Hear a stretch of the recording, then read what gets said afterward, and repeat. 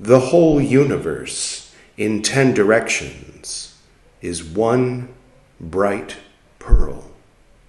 What use is understanding?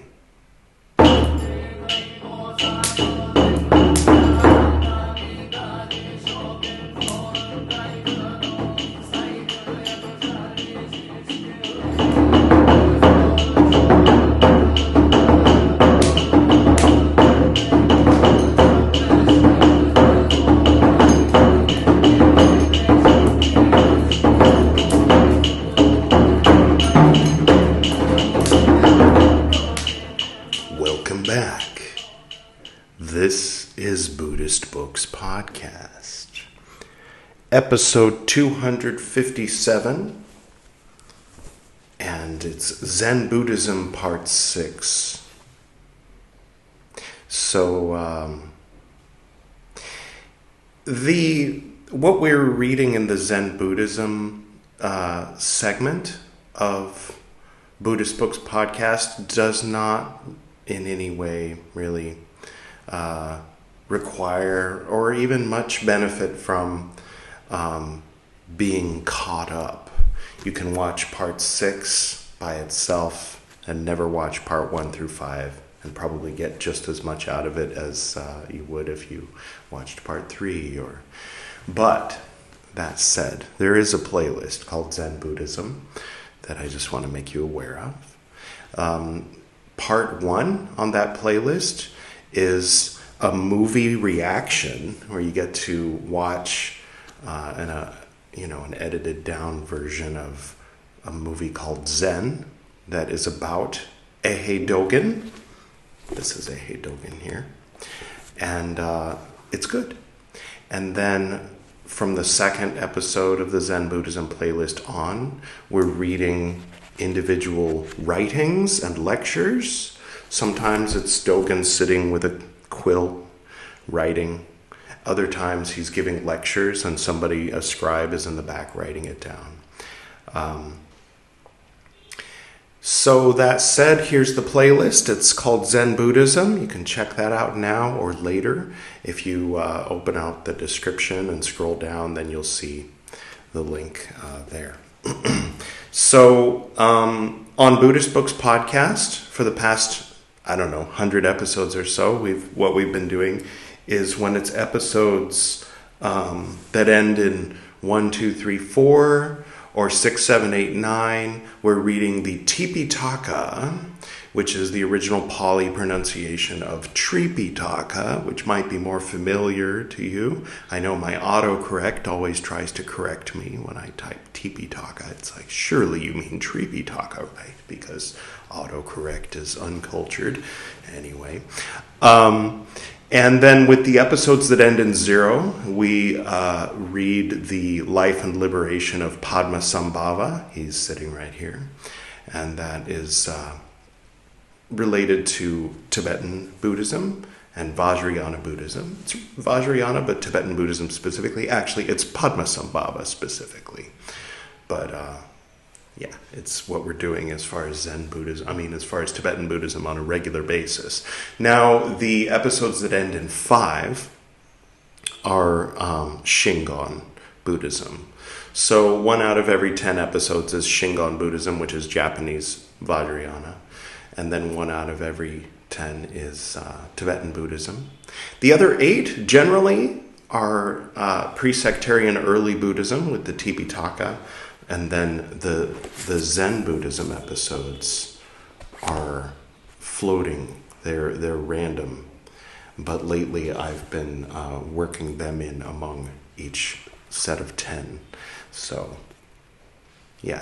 there's no rhyme or reason to when these come out. It just happens when it feels like it's time.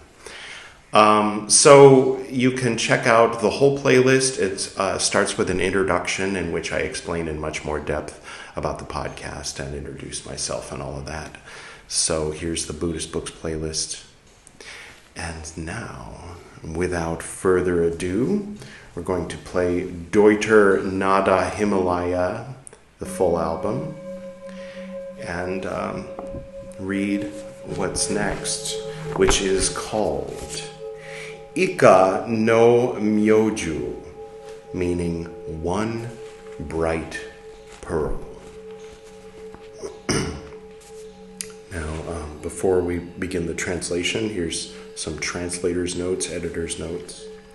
Ikka means one. Must be related to ichi, the modern Japanese. This is 800 years ago, so it might be a little different. Myo means bright or clear. And ju, Ju, means pearl. So Ikka-No-Myoju means one bright pearl. This chapter is a commentary on Master Gensa Sibi's words that the whole universe in all directions is as splendid as a bright pearl. Master Dōgen loved these words, so he wrote about them in this chapter. You might hear him make reference to in all the 10 directions. That basically means in every direction. The 10 directions are north, south, east, west, and then the 8, the other 4 between those, so northwest, southeast, like that. So the 8 spokes of a wheel on the ground, and then the final 2 are up and down. But it doesn't necessarily mean only those 10 directions. It just means in all the 10 directions, everywhere, in every direction. Beginning the translation. In this Saha world, in the great kingdom of Sung, in Fuchou province, at Gensa Zan Temple, there lived the great master Shu Itsu, whose Dharma name, as a monk, was Shibi, and whose secular surname was Sha. While still a layman, he loved fishing, and he would float down the Nantai River on his boat, following the other fishermen. It may have been that he was not waiting even for the fish with golden scales that lands itself without being fished. At the beginning of the Kansu era of the Tang dynasty, suddenly he desires to leave secular society. He leaves his boat and enters the mountains. He is already 30 years old, but he has realized the precariousness of the floating world and has recognized the nobility of the Buddha's way. At last, he climbs Seppozan mountain, enters the order of great Master Shinkaku, and pursues the truth night and day. One day, in order to explore widely the surrounding districts, he leaves the mountain, carrying a traveling bag. But as he does so, he stubs his toe on a stone. Bleeding and in great pain, Master Gensa all at once seriously reflects as follows, quote, "They say this body is not real existence. Where does the pain come from?" End quote. He thereupon returns to Seppo. Seppo asks him, quote, "What is it, be of the Duta?" End quote.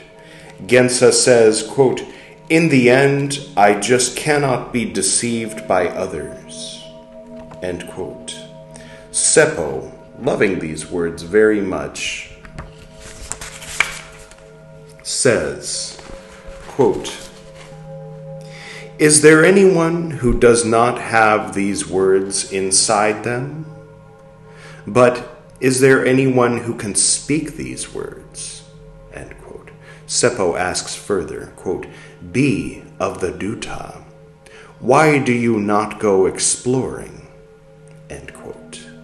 The Master Gensa says, quote, "Bodhidharma did not come to the eastern lands.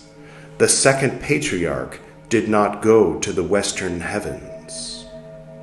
End quote. Seppo praised this very much. In his usual life as a fisherman, Master Gensa had never seen sutras and texts, even in a dream. Nevertheless, profundity of will being foremost, his outstanding resolve made itself apparent. Seppo himself considered Gensa to be outstanding among the Sangha. He praised Gensa as the preeminent member of the order. Gensa used vegetable cloth for his one robe, which he never replaced, but repatched hundreds of times. Next to his skin, he wore clothes of paper, or wore moxa. Apart from serving in Seppo's order, he never visited another good counselor. Nevertheless, he definitely realized the power to succeed to the Master's Dharma. After he had attained the truth at last, he taught people with the words that the whole universe in 10 directions is one bright pearl. One day a monk asks him, quote, "I have heard the Master's words that the whole universe in 10 directions is one bright pearl. How should the student understand that, or understand this?" End quote. The Master says, quote, "The whole universe in 10 directions is one bright pearl. What use is understanding?" End quote.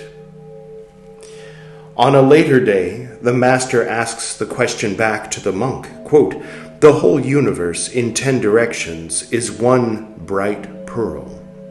How do you understand this?" End quote. The monk says, "The whole universe in 10 directions is one bright pearl. What use is understanding?" End quote. The Master says, quote, "I see that you are struggling to get inside a demon's cave in a black mountain." End quote. The present expression, quote, "The whole universe in 10 directions is one bright pearl," end quote, originates with Gensa. The point is that the whole universe in 10 directions is not vast and great, not meager and small, not square or round, not centered or straight, not in a state of vigorous activity, and not disclosed in perfect clarity. Because it is utterly beyond living and dying, coming and going and coming. It is living and dying, going and coming. And because it is like this, the past has gone from this place, and the present comes from this place. When we are pursuing the ultimate, who can see it utterly as separate moments? And who can hold it up for examination as a state of total stillness? Quote, "The whole of the 10 directions," end quote, describes the ceaseless process of pursuing things or making them into self, and of pursuing self to make it into something. The arising of emotion and the distinctions of the intellect, which we describe as separation, are themselves as real as turning the head and changing the face, or developing things and throwing oneself into the moment. Because we pursue self to make into something, the whole of the 10 directions is in the ceaseless state. And because the whole of the 10 directions is a fact before the moment, it sometimes overflows beyond our regulating ability, which is the pivot of the moment. Quote, the one pearl, end quote, is not yet famous, but it is an expression of the truth. It will be famously recognized. The one pearl goes directly through 10,000 years. The eternal past has not ended, but the eternal present has arrived. The body exists now, and the mind exists now. Even so, the whole universe is a bright pearl. It is not grass and trees there and here. It is not mountains and rivers at all points of the compass. It is a bright pearl. Quote, how should the student understand it? End quote. Even though it seems that the monk is playing with his conditioned intellect in speaking these words, they are the clear manifestation of the great activity, which is just the great standard itself. Progressing further, we should make it strikingly obvious that a foot of water is a 1 foot wave. In other words, a yard of the pearl is a yard of brightness. To voice this expression of the truth, Gensa says, quote, the whole universe in 10 directions is one bright pearl. What use is understanding? End quote.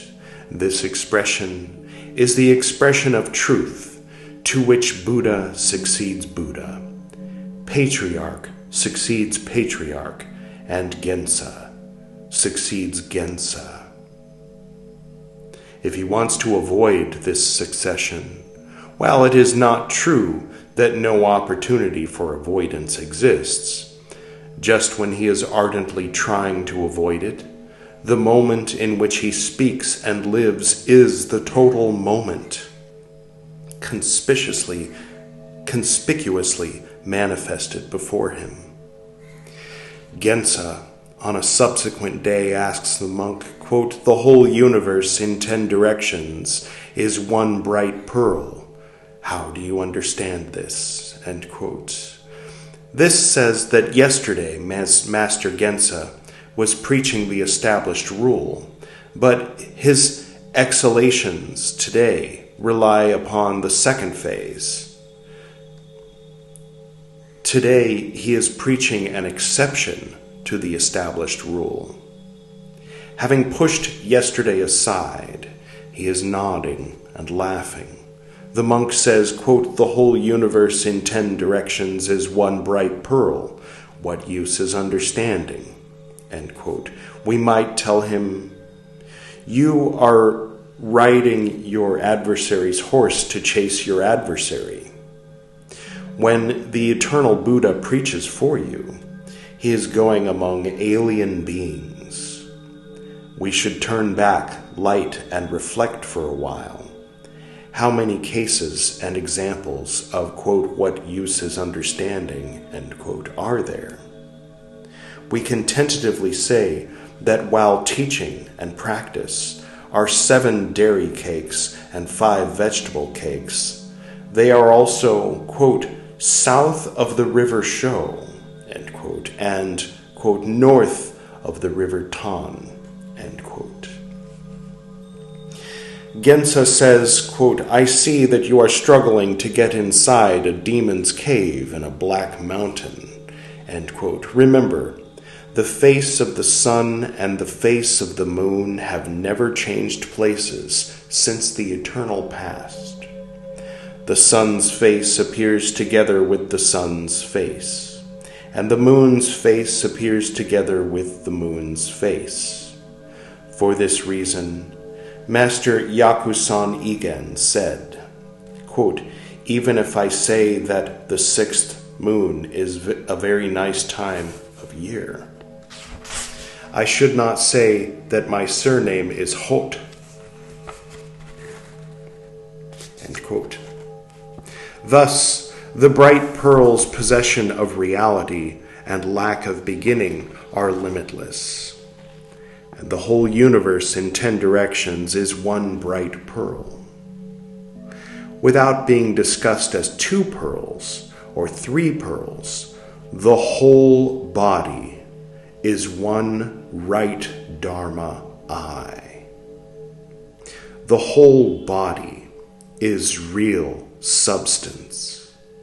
The whole body is one phrase. The whole body is brightness. The whole body is the whole body itself. When it is the whole body, it is free of the hindrance of the whole body. It is perfect roundness, and roundly it rolls along. Because the virtue of the bright pearl exists in realization like this, there are Avalokitesvaras and Maitreyas in the present, seeing sights and hearing sounds, and there are old Buddhas and new Buddhas manifesting their bodies and preaching the Dharma. Just at the moment of the present, whether suspended in space or hanging inside a garment, whether kept under a dragon's chin or kept in a topknot, the one bright pearl, in all cases, is one bright pearl throughout the whole universe, in 10 directions. To hang inside a garment is its situation, so do not say that it will be dangling on the surface. To hang inside a top knot or under a chin is its situation, so do not expect to play with it on the surface of the top knot or on the surface of the chin. When we are intoxicated, there are close friends who give us a pearl, and we should always give a pearl to a close friend. When the pearl is hung upon us, we are always intoxicated. That which already is like this is the one bright pearl, which is the universe in 10 directions. So even though it seems to be continually changing the outward appearance of its turning and not turning, it is just the bright pearl. The very recognition of the pearl has been existing like this is just the bright pearl itself. The bright pearl has sounds and forms that can be heard like this, already having got the state like this. Those who surmise that, quote, I cannot be the bright pearl, end quote, should not doubt that they are the pearl. Artificial and non-artificial states of surmising and doubting, attaching and rejecting are just the small view. They are nothing more than trying to make the bright pearl match the narrow intellect. How could we not love the bright pearl? Its colors and light, as they are endless. Each color and every ray of light, at each moment and in every situation, is the virtue of the whole universe in the 10 directions. Who would want to plunder it? No one would throw a tile into a street market. Do not worry about falling or not falling into the 6 states of cause and effect. They are the original state of being right from head to tail, which is never unclear. And the bright pearl is its features, and the bright pearl is its eyes. Still, neither I nor you know what the bright pearl is, or what the bright pearl is not. Hundreds of thoughts and hundreds of negotiations of thought have combined to form a very clear idea. At the same time, by virtue of Gensa's words of Dharma, we have heard, recognized, and clarified the situation of a body and mind which has already become the bright pearl. Thereafter, the mind is not personal. Why should we be worried by attachment to whether it is a bright pearl or not a bright pearl, as if what arises and passes were some person? Even surmising and worry is not different from the bright pearl. No action nor any thought has ever been caused by anything other than the bright pearl. Therefore, forward steps and backward steps in a demon's black mountain cave are just the one bright pearl itself.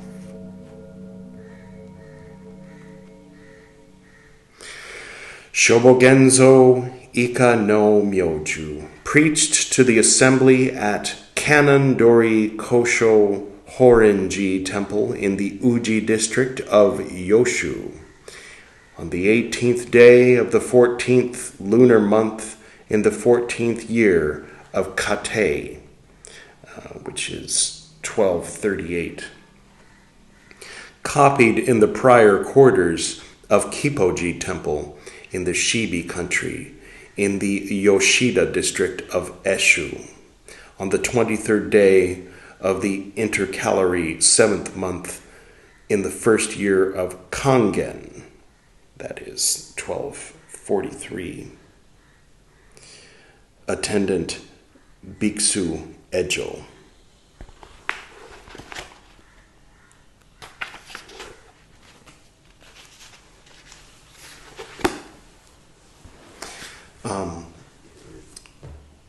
There was one point where he said Bodhidharma did not go to the east, and the second patriarch did not go to the western heavens. There's more to that in the footnotes. Perhaps we'll get into that another time. But basically, Bodhidharma, one of the things he was known for was traveling to the east. He traveled from India to China. And the second patriarch would have been his student, who traveled from China to India. India was referred to as the Western Heavens. That's my understanding of that, anyway. All right. Thank you for joining me. It's always good to connect with the words of Master Dogen. And I will go ahead and do the usual closing here as the train goes by to the north and to the south, to the east and to the west, to the spirits of light among us and to the spirits below. We send out our reverent love and compassion. May all beings be happy. May all beings be serene. May all beings be in peace.